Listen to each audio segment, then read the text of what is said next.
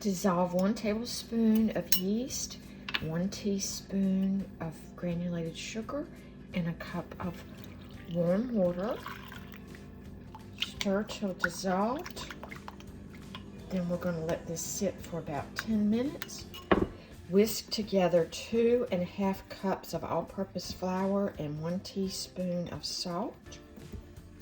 The yeast is now foamy. Stir the yeast and sugar into the flour and salt, along with 1 tablespoon olive oil.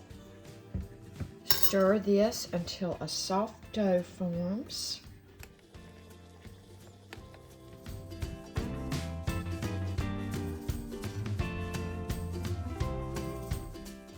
Cover, put in a warm place, and let it rise for about 45 minutes until it doubles in size. Gently punch it down. Let's transfer the dough to a pizza stone. Sprinkling this with about a tablespoon of cornmeal. Put some flour on the dough and gently begin pushing it. You can roll it. Brush with a couple tablespoons of olive oil.